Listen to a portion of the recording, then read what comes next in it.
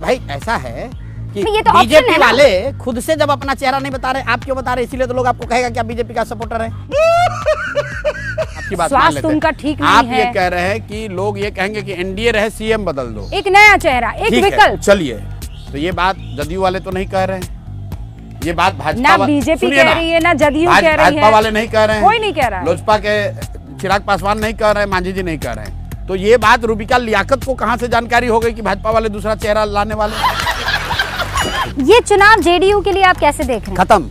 अभी आप देखिए, किसी ने कल पूछा, बोला कि जदयू के कार्यालय पर मोदी जी का फोटो लगा हुआ। हाँ सही है। तो ये दिखाता है जो प्रशांत किशोर कह रहे हैं, ये नीतीश कुमार के राजनीति का अंतिम दौर चल रहा है। चुनाव के बाद न नीतीश कुमार रहेंगे न जदयू रहेगा। लवड़े न भोजन। दोस्तों, गोदी मीडिया की भक्ति कभी नहीं छूटेगी, चाहे कुछ भी हो जाए। आज रूबिका लियाकत ने जब पीके यानी प्रशांत किशोर का इंटरव्यू लिया तो भक्ति का पारा 7वें आसमान पर था। बीजेपी की इतनी सेवा तो शायद पार्टी कार्यकर्ता भी न करें, लेकिन मजा तो तब आया जब इंडी गठबंधन की तरह पीके ने भी रूबिका की गोदी पत्रकारिता को लाइव एक्सपोज कर दिया, वो भी पूरे ठाठ के साथ। भाई साहब, आज का वीडियो देखना मत भूलना, तड़का भी है, ठहाका भी है और सच्चाई की झलक भी। और हाँ, रोज गोदी मीडिया की ऐसी ही पोल खोलने वाले वीडियो के लिए लाइक ठोकिए, सब्सक्राइब कीजिए और कमेंट में बताइए अगला निशाना कौन। चलिए वीडियो शुरू करते हैं।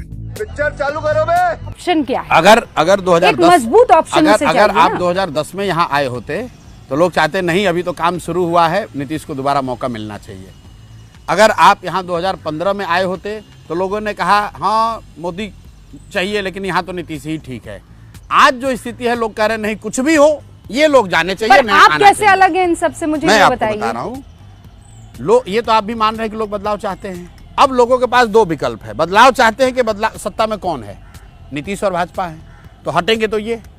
अब जनता के पास दो विकल्प है, या तो वो राजद का लालटेन जो कि 15 साल बिहार के जंगल राज के लिए जिसको लोग दोषी मानते हैं उसको वापस लाएं, या फिर एक नई व्यवस्था, नया विकल्प, नया प्रयास जो शुरू हुआ है जन स्वराज का, उसको मौका दें। नहीं, पर एक और ऑप्शन है, क्या? वो ये भी तो चाह सकते हैं कि बीजेपी का चेहरा जो है वो सीएम के तौर पर आ जाए। वाह दीदी, वाह दीदी, दीदी, दीदी।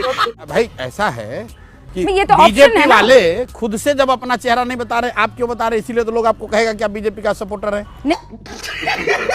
नहीं, मैं तो ऑप्शन दे रही हूँ आपको। आप क्यों ऑप्शन दे रहे हैं जब बीजेपी वाले प्रधानमंत्री आकर भाई आप कह रहे हैं ऑप्शन 3 ऑप्शन है, आपने कहा या तो आरजेडी रहेगी, ऐसा है, या फिर बिहार में तीन जेडीयू रहेगी। मैं कह रही हूँ आपके साथ साथ एक और ऑप्शन है। नहीं, सुन लीजिए, बिहार में 3 कोणीय मुकाबला है, एनडीए है जिसमें महागठबंधन है और जन स्वराज है। 1 मिनट, तो आप कह रहे हैं कि लोग बदलाव चाहते हैं, तो बदलाव चाहने का मतलब कि एनडीए सत्ता में कौन है? एनडीए है। हाँ। तो वो लोग जाएंगे।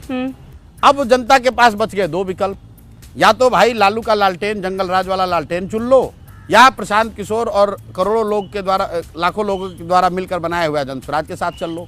लोगों को तो बस इतना ही निर्णय करना बाकी अगले 2 महीने में। पर ये तो आप देख रहे हैं ना। नहीं, मैं नहीं कह रहा हूँ। बदलाव सीएम के तौर पर भी तो हो सकता है। कैसे? क्या अनमोल रतन आपने पाल रखे देश के प्रधानमंत्री, वाह।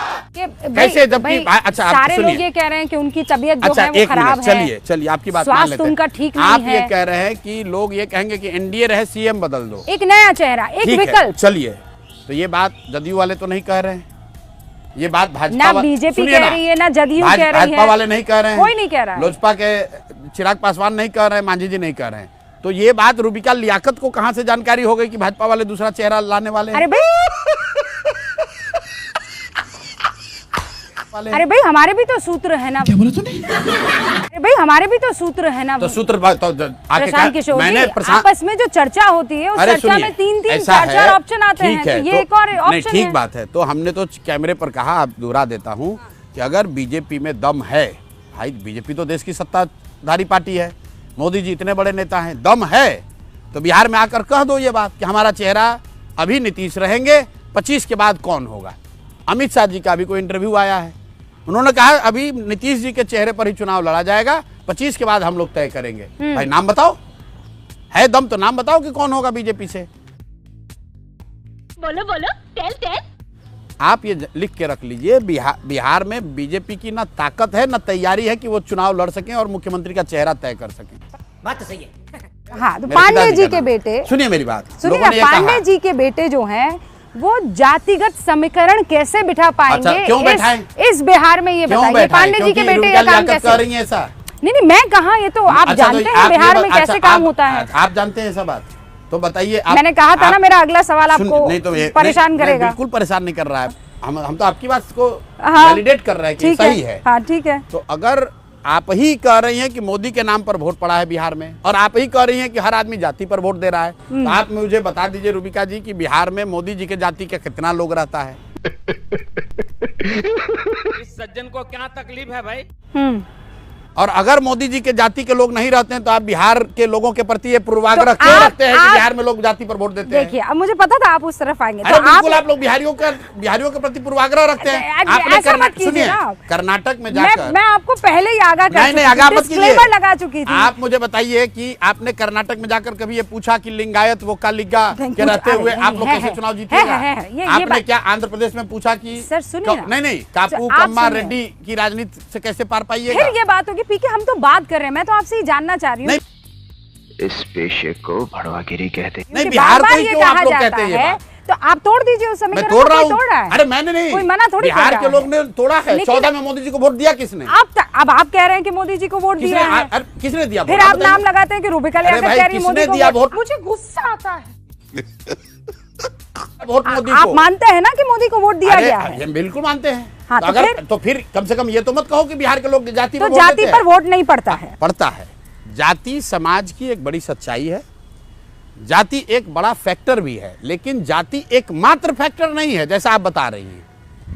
जाति एकमात्र फैक्टर नहीं है। जाति अच्छा, कितना बड़ा फैक्टर है? कितना बड़ा फैक्टर है इसको क्वांटिफाई करना तो मुश्किल है, लेकिन अगर आप इसको सही में समझना चाहते हैं तो मैं आपको बता रहा हूँ। रुक, तेरे को बताते, तेरी डिपेंड करता है। अगर कोई व्यक्ति, अगर कोई घटना, अगर कोई मुद्दा बिल्कुल बहुत बड़ा मुद्दा, बहुत बड़ा चेहरा, बहुत व्यक्तित्व नहीं हो, तो जब लोकल स्थानीय मुद्दे पर चुनाव होते हैं, लड़ने वाले सब एक जैसे ही दिखते हैं तो लोग जातियों पर वोट करते हैं। लोगों को लगता है भाई सब तो एक के जैसा दिख रहा है, चलो अपने जाति वाले को दे देते हैं।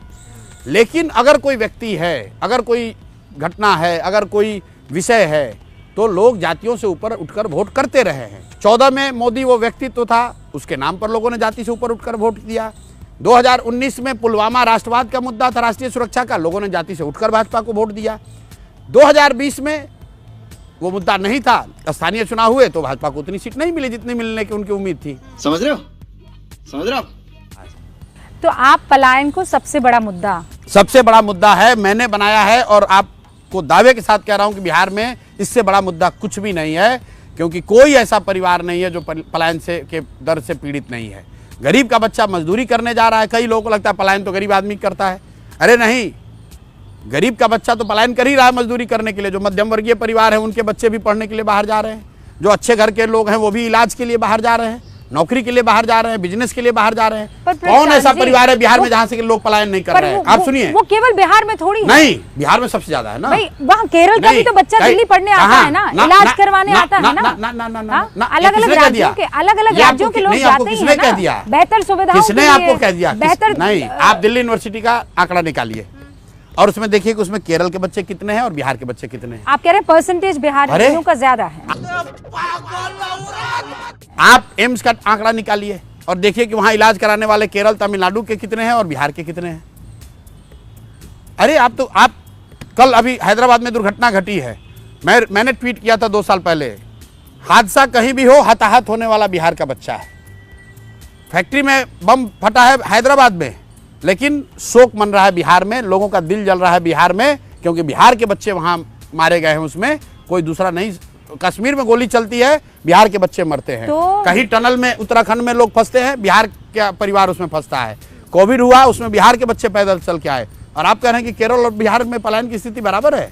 इस प्रकार की बचकाना बातें किसी के गले नहीं उतरती, लोग मजाक उड़ाते हैं। बिहार में मधुबनी में मोदी जी आए, उन्होंने एक बयान दिया, कहा सहरसा से एक नई आधुनिक वंदे भारत ट्रेन चलेगी, जिससे बिहार के बच्चे, श्रमिक परिवार के बच्चे बॉम्बे और गुजरात में सुविधा पूर्व जाकर वहाँ काम करेंगे। ये बताइए कितनी दुर्भाग्य की बात है। लोग यहाँ ताली बजा रहे हैं, अखबारों ने लिखा मोदी की नई सौगात, 2 नए वंदे भारत ट्रेन। प्रशांत किशोर और जनसुराज पहले लोग हैं जिन्होंने कहा कि नहीं, हम लोग इसका विरोध करते हैं, हमें ऐसी वंदे भारत ट्रेन नहीं चाहिए जिसमें बिहार के बच्चे बोड़ा की तरह कुचाकर, जानवर की तरह बैठकर महाराष्ट्र और गुजरात में नौकरी मजदूरी करने जाएं। अरे भाई, मोदी जी को ये ना बताना है कि बिहार में फैक्ट्री कब लगेगी। क्या किसी वंदे भारत के इनॉग्रेशन में गुजरात में वंदे भारत चल रही है? क्या मोदी जी ने कहा कि गुजरात में नया वंदे भारत ट्रेन दे रहे हैं जिससे गुजरात के लड़के तमिलनाडु जाएंगे मजदूरी करने? आप बिहार के लिए क्यों कहते हैं ये बात? ये कैन डू जनरेशन है, कैन डू जनरेशन है। ये चुनाव जेडीयू के लिए आप कैसे देख रहे हैं? खत्म। अभी आप देखिए, किसी ने कल पूछा, बोला कि जदयू के कार्यालय पर मोदी जी का फोटो लगा हुआ। हाँ, सही है। तो ये दिखाता है जो प्रशांत किशोर कह रहे हैं कि ये नीतीश कुमार के राजनीति का अंतिम दौर चल रहा है। चुनाव के बाद न नीतीश कुमार रहेंगे न जदयू रहेगा। आप क्रोनोलॉजी समझ लीजिए।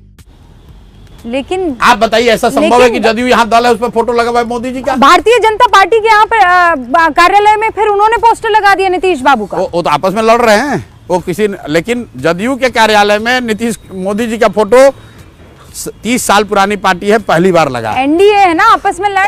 चुप साली, बकवास करती है हरामखोर।